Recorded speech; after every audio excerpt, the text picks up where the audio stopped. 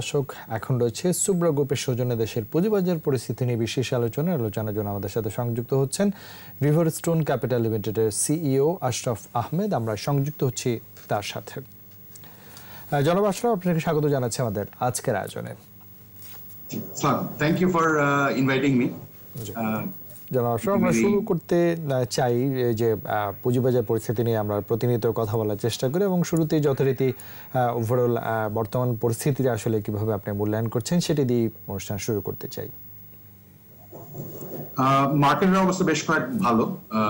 এটার আসলে অনেকগুলো ফান্ডামেন্টাল কারণ আছে।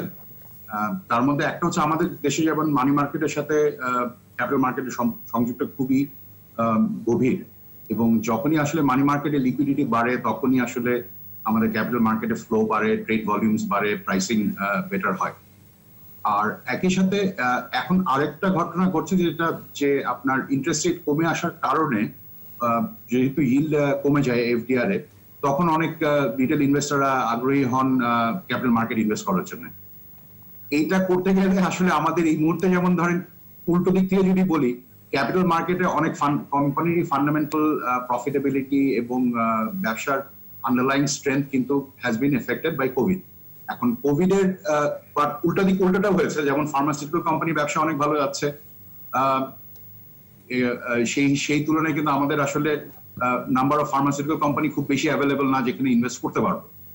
আবার উল্টা সাইডে যদি বলি, এটার উল্টো দিকটাও দেখি আমরা, যেমন ইন্স্যুরেন্স কোম্পানিতে আমরা দেখছি যে আসলে বেশ ভালো একটা ডিমান্ড ক্রিয়েট হয়েছে। বাট যখন আপনি ইন্স্যুরেন্স কোম্পানিগুলোর সাথে কথা বলছেন তখন কিন্তু আমরা বুঝতে পারছি যে ওনাদের আসলে ব্যবসার বেশ কিছু ইম্প্যাক্ট হয়েছে কোভিড এর কারণে। ওনাদের কাস্টমাররা টাকা দিতে পারছেন না, ক্লেম লেভেলস বেড়ে যাচ্ছে। সো এই ধরনের ইম্প্যাক্ট গুলোর থেকে আসলে সেই হিসাবে ইন্স্যুরেন্স কোম্পানির গেইন বাড়াটার কোনো কারণ নেই। জি, এট দ্য সেম টাইম জি অবশ্যই আমরা আরেকটা বিষয় দেখছি কিন্তু যে নতুন তালিকাভুক্তর যে চিত্র অতীতে ছিল সেটি কিন্তু আমরা এখনো দেখছি, এবং এই যেটি নিয়ে আপনি বলছিলেন সাম্প্রতিক সময় বিমা খাতের যে লম্ফন, সেটি আসলে কতটুকু যুক্তিযুক্ত বা এই চিত্রটি আসলে কেন পরিবর্তন হয় না? এইটা একটু আসলে মানে একটু পিছন থেকে যদি শুরু করি, বাংলাদেশে আইপিওর ফান্ডামেন্টাল অনেকগুলো সমস্যা আছে, অনেকগুলো অ্যাডভান্টেজ আছে। যেমন সমস্যাগুলোর মধ্যে একটা হচ্ছে, দেখেন বাংলাদেশে আমাদের in general corporate governance standards are not high, যেই কারণে যে কোনো পুরনো কোম্পানিকে যখনই আমরা আইপিওতে আনার চেষ্টা করি তখনই আসলে দেখা যায় যে প্রক্রিয়াটা খুব কঠিন এবং সময় সাপেক্ষ হয়ে যায়। আমাদের এসিসির যে নতুন লিডারশিপ এসছেন তারা অত্যন্ত যেটাকে বলে যে খুব ভালো কিছু স্টেপ নিয়েছেন। আমরা বেশ কিছু ভালো নতুন আইপিও দেখছি। আমরা সামনে রবির আইপিও দেখবো, এর মধ্যে ওয়ালটনেরটা তো লিস্টিং শুরু হয়েছে, ট্রেডিং শুরু হয়েছে। এইখানে একটা জিনিস আমি যেটা বারবার বলতে চাই যে মার্কেটে প্রাইস কি হবে এই ব্যাপারে আসলে এসিসি কে কোনো জবাবদিহিতার মধ্যে রাখার কোনো কারণ নেই, কারণ মার্কেটের প্রাইসটা হবে সাপ্লাই এবং ডিমান্ডের বেসিসে। এসিসি চার্টারে কিন্তু প্রাইস কন্ট্রোল নেই। এসিসি চার্টারে বাড়ানো বা কমানো আসলে নিয়ন্ত্রণ সংস্থার কাজ নয়। অ্যাবসলিউটলি। আর আমরা যেটা আশা করছি সামনে ধরেন আরো অনেকগুলো আইপিও আসবে, এবং বাট আইপিও ইকুইটি আইপিও থেকে আমি যেটা মনে করি এই মুহূর্তে যেটা আসলে সবচেয়ে বেশি দরকার সেটা হচ্ছে আমাদের ফিক্সড ইনকাম কিংবা বন্ডের ফ্লো। বাজারে যেমন এই মুহূর্তে শুধুমাত্র একটা বন্ডই এফেক্টিভলি আছে, আর কিন্তু আপনি যদি প্রাইভেট প্লেসমেন্ট মার্কেটটা দেখেন, মোটামুটি অনেকগুলো ব্যাংক কিন্তু চেষ্টা করছে সাবঅর্ডিনেটেড বন্ড ইস্যু করার জন্য, পারপেচুয়াল বন্ড ইস্যু করার জন্য। আমরা কর্পোরেট থেকেও বন্ডের ইস্যুয়েন্সের ইন্টারেস্ট দেখছি, কিন্তু এইটাকে আসলে চালু করতে গেলে মেকানিজমটা দরকার। আমাদের যে অল্টারনেট ট্রেড বোর্ডের যে মেকানিজম, যেটা আন্ডার কনসিডারেশন আছে, এইটা আসলে যত তাড়াতাড়ি হবে তত তাড়াতাড়ি দেশের জন্য মঙ্গল, মার্কেটের জন্য মঙ্গল। জি, এই যে বন্ড মার্কেটের যে আমরা দেখছি স্থবিরতা, সেখান থেকে গতিশীলতা আনার জন্য বর্তমান কমিশনও বেশ সজাগ দৃষ্টি রাখছেন, আপনারাও বলছেন, কিন্তু আসলে বিনিয়োগকারীরা কতটুকু আকৃষ্ট হবেন বা সেই জায়গাটা কতটুকু আমরা জনপ্রিয় করে তুলতে পারবো, সেই জায়গাটা আসলে কি করণীয় রয়েছে? এখানে একটু আসলে ভাগ করতে হবে, মানে সব বিনিয়োগকারী আসলে একভাবে কাজ করেন না। আপনি যদি স্পেকুলেটিভ রিটার্ন চান, মানে আপনি যদি আশা করেন যে আপনি ইনভেস্ট করবেন 20 থেকে 30% রিটার্ন নিয়ে বেরিয়ে যাবেন 2 মাসের মধ্যে, আপনার জন্য কিন্তু আসলে বন্ড মার্কেট তখন অ্যাট্রাকটিভ কিছু না। কিন্তু যাদেরকে ধরেন বছরের পর বছর বিনিয়োগ করতে হয়, বিশেষ করে ইনস্টিটিউশন, আপনার যেমন ধরেন ইন্স্যুরেন্স কোম্পানি, হ্যাঁ, তাদের জন্য কিন্তু ওই স্টেবিলিটিটা খুব জরুরি, যে আমার 20% কিংবা 30% গেইন হলে হবে, কিন্তু 20% লস যাতে কখনো না হয়, ওই পজিশনটা খুব খুব জরুরি একটা ইনস্টিটিউশনাল ফ্যাক্টর। এই মার্কেটটার জন্যই কিন্তু আসলে আমাদের বন্ড মার্কেট দরকার। মানে যদি মোটামুটি খুব মোটা দাগে ভাগ করি, আপনি যদি স্টেবল ইনভেস্টর চান, ইনভেস্টরদের অ্যাট্রাক্ট করতে গেলে আসলে বন্ড মার্কেট লাগবে। যারা সেভিংস করবেন, যারা সঞ্চয় করবেন, তাদের জন্য আসলে বন্ড মার্কেট খুব জরুরি। কিন্তু যারা শুধুমাত্র স্পেকুলেটিভ গেইনের জন্য ইনভেস্ট করবেন, তাদের জন্য তো আসলে বন্ড মার্কেটে কিছু আসে যায় না। জি, জনাব আশরাফ, আমরা আবার আলোচনায় ফিরবো, তবে ছোট্ট একটি বিজ্ঞাপন বিরতি নিতে হচ্ছে আমাকে। প্রিয় দর্শক, নিচ্ছে একটা বিরতি, আমাদের সঙ্গেই থাকুন।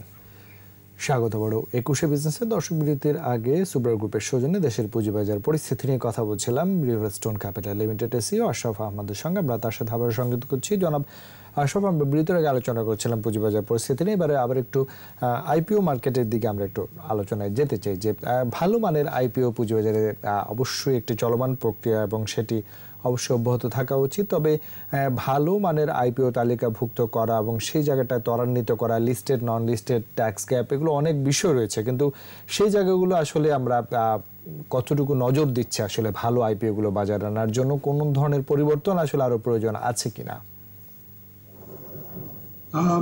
পরিবর্তন তো সবসময় প্রয়োজন হয়, এবং সব মানে এটা তো আসলে একটা জার্নি, যে আপনি প্রত্যেকদিনই নতুন প্রতিবন্ধকতা দেখবেন, নতুন অপরচুনিটি দেখবেন। তো অপরচুনিটি নেওয়ার জন্য পরিবর্তন করতে হবে, প্রতিবন্ধকতা দূর করার জন্য পরিবর্তন দরকার হবে। অনেকগুলো ভালো ইনিশিয়েটিভ আসলে হচ্ছে, যেগুলো ব্যাপারে আমি খুবই আশাবাদী। যেমন ধরুন যে বিভিন্ন সরকারি সংস্থার ক্যাপিটাল মার্কেটে আনার যে প্রক্রিয়াটা চলছে, এখানে আমি যেমন মনে করি যে এটা হয়তো সবচেয়ে ভালো রাস্তা হবে ডাইরেক্ট লিস্টিং মেকানিজম, যেটা ছিল আমাদের, যে সরাসরি বিক্রির প্রসেস, যেটা এটা আসলে খুবই ট্রান্সপারেন্ট, এবং দিনের শেষে এটাতে যেটা হবে, সরকারি সংস্থাগুলোর জন্য এটা আসলে ক্যাপিটাল রেইজিং এর কাজটা খুব তাড়াতাড়ি করে দেওয়া যায়। তো এটা একটা মেজর ফ্যাক্টর।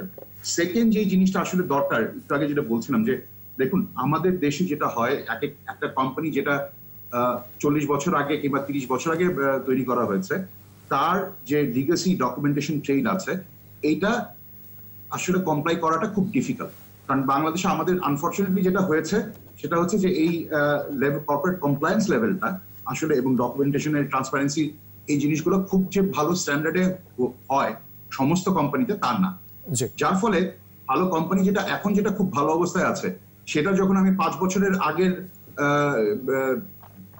কি বলে আপনার রিপোর্টস কিংবা কমপ্লায়েন্স অন্যান্য কাগজপত্র টানতে যাই, তখন আসলে ওইটা খুব ডিফিকাল্ট একটা প্রসেস চলে আসে। এইখানে আরেকটা জিনিস যেটা আমি বলতে চাই, সেটা হচ্ছে দেখুন, অ্যাজ এন এন্টারপ্রেনারদের জন্য আসলে ক্যাপিটাল রেজ করাটা কখন অ্যাট্রাক্টিভ, যখন তারা নতুন কোনো একটা ভেঞ্চার নিতে যাচ্ছেন অথবা এক্সিট করতে যাচ্ছেন। এখন নতুন ভেঞ্চার নিতে গেলে আমাদের আসলে দরকার গ্রিনফিল্ড আইপিও। আমাদের কারেন্ট যে প্রসেসটা যেটা আছে, সেটাতে আসলে গ্রিনফিল্ড আইপিও ভার্চুয়ালি অসম্ভব। ভার্চুয়ালি বলছি কারণ আপনার ওইখানে ট্র্যাক রেকর্ডের কতগুলো ফ্যাক্টর আছে, এরকম অনেকগুলো ইস্যু আছে যেগুলো আসলে কমপ্লাই করা যায় না।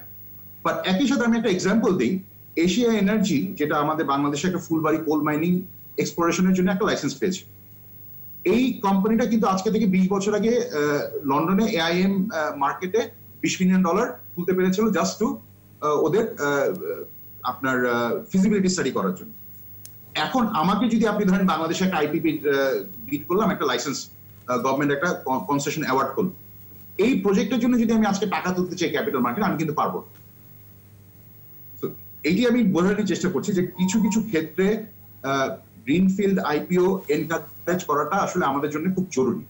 সেকেন্ড থার্ড ইস্যু যেটা হচ্ছে, আমাদের কতগুলো ইন্টারনাল কতগুলো মেন্টাল ব্লক আছে, আমি এটাকে মেন্টাল ব্লকই বলবো। যেমন ধরেন আপনার আমরা যেমন যে জমি মানে ল্যান্ড বিল্ডিং এই জাতীয় ফিক্স অ্যাসেট না থাকলে আমরা আইপিও পারমিশন দেওয়ার ব্যাপারে খুবই দ্বিধাগ্রস্ত থাকি। এইটা যদি হয় যে তাহলে আপনি আজকে বিকাশ কিংবা উবারের কিংবা পাঠাও বাংলাদেশে যদি লিস্টিং করতে চান, আপনি কিভাবে করবেন? এই কোম্পানিগুলো তো ধরেন তাদের ক্ষেত্রে সবচেয়ে বড় কোম্পানি হিসেবে প্রতিষ্ঠিত হচ্ছে, খুবই ভালো ব্যবসা হিসেবে প্রতিষ্ঠিত হচ্ছে, কিন্তু এদের তো আন্ডারলাইন কোনো অ্যাসেট নেই। তো এই কিছু কিছু মাইন্ডসেটের পরিবর্তন অবশ্যই প্রয়োজন আছে, কিন্তু তারপরও বিনিয়োগকারীদের স্বার্থ সুরক্ষার বিষয়টি তো অবশ্যই দেখতে লাগবে। আমরা দেখছি যে আপনি নিজেও অনেকদিন ধরে পুঁজিবাজারে রয়েছেন, যে তালিকাভুক্তর আগে পরে নানা ধরনের অসঙ্গতির কারণে বিনিয়োগকারীরা কিন্তু ক্ষতিগ্রস্ত হন। সেই জায়গাটি আসলে আপনি কিভাবে তাদের জায়গাটি নিশ্চিত করা যায়? আমি যেমন ধরেন আমি একটু হয়তো বা অন্যভাবে জিনিসটাকে দেখি। আমি মনে করি আমি বিনিয়োগকারী হিসেবে এই বিনিয়োগ লাভজনক হবে কি অলাভজনক হবে, ব্যবসা কিভাবে চলবে না চলবে, এই ব্যাপারে কিন্তু আসলে আমি শুধুমাত্র নিজের কথা শুনে অন্য কারোর কথা বিশ্বাস করতে রাজি না, অন্য কারোর উপর নির্ভর করতেও আমি রাজি না। এসিসি কিংবা অন্য রেগুলেটরকে আমি কিন্তু মনে করি না আসলে এই জিনিসগুলোর কোনো গ্যারান্টি দেওয়ার কোনো প্রয়োজন আছে।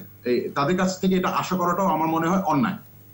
কিন্তু যেটা আমরা আশা করতেই পারি সেটা হচ্ছে যে আপনি এসিসি হয়তো বা আমাদেরকে ইনশিওর করতে পারবে যে রিপোর্টিং এবং ডিসক্লোজার ঠিক মতো হচ্ছে। যদি ম্যাল প্র্যাকটিস করে কেউ, তাকে আসলে শাস্তি দেওয়ার ব্যবস্থা থাকতে হবে। ইনসাইডার ট্রেডিং কিংবা মার্কেট ম্যানিপুলেশন, এই জিনিসগুলো এসিসি যেটা করো এটাকে হয়তো খুব শক্তভাবে ইমপ্লিমেন্টেড হতে দেখতে চাই আমরা। কিন্তু কোনো একটা স্টকের দাম 5 টাকা হবে না 10 টাকা হবে, এইটার ফিউচার কি হবে, এই মতামত এসিসির কাছ থেকে আশা করাটাও অন্যায়, এবং সেটা আমার বিরুদ্ধে গেলে তার দোষ এসিসির ঘাড়ে চাপানোটাও অন্যায়। সেখানে নিজেদের সতর্কতার প্রয়োজন আছে। কিন্তু তারপরে আমরা দেখছি যে এই যে সাম্প্রতিক সময় আমরা দেখছি যে বাইব্যাক নিয়ে অনেক ধরনের কথা হচ্ছে, বিশ্বের অন্য দেশের পুঁজিবাজারে কিন্তু খুবই শক্তভাবেই কিন্তু সেটি করা হয়। সেক্ষেত্রে আমাদের পুঁজিবাজারে সেই জায়গাটি কতটুকু আপনি মূল্যায়ন করেন বা কতটুকু যুক্তিযুক্ত সে বিষয়টি? বাইব্যাকের একটা ফান্ডামেন্টাল প্রবলেম আছে। দেখুন, বাইব্যাক মেকানিজমটা বিদেশে ইউজ করা হয় যাতে আপনার কোম্পানিটা নিজের বাইব্যাকটা নিজের শেয়ার কমিয়ে দিতে পারে মার্কেট থেকে, যাতে প্রাইস স্টেবিলিটি ভালো থাকে, রিটার্ন ভালো থাকে। কিংবা অন্যভাবে যদি জিনিসটাকে বলি যে একটা কোম্পানি যখন মনে করে তার এই মুহূর্তে ইকুইটি দরকার নেই, তখন কিন্তু সে বাইব্যাক করতে পারে। আমাদের ফান্ডামেন্টাল ইস্যু হচ্ছে কোম্পানিজ অ্যাক্টে এটা এক্সক্লুসিভ, এটা প্রহিবিটেড। এটা কোনোভাবেই আপনি বাংলাদেশি রেজিস্টার্ড কোনো কোম্পানি নিজের শেয়ার হোল্ড করতে পারবেন, কিন্তু এটা মানে কোম্পানিজ অ্যাক্ট এটা বন্ধ করা আছে। কিন্তু এই যে যতক্ষণ না এটা অ্যামেন্ডমেন্ট হচ্ছে, এটা আসলে হবে না, করা সম্ভব না। কিন্তু সেটি বিনিয়োগকারীদের স্বার্থ বা বাজারের যে স্থিতিশীলতা রক্ষায় সেটি আসলে প্রয়োজন আছে কিনা, আপনি কি মনে করেন? আমি এটাকে যদি গ্লোবালি চিন্তা করি, এটাকে আসলে করতে দেওয়া উচিত ফর অন্য কারণ। কারণটা হচ্ছে একটা কোম্পানি তার ক্যাপিটাল বেস কত থাকবে সেটা কিন্তু ডিপেন্ড করে আপনার নেক্সট কয়েক বছরে এটার এক্সপানশন প্ল্যান কি কিংবা ইকুইটি ইউজ কি।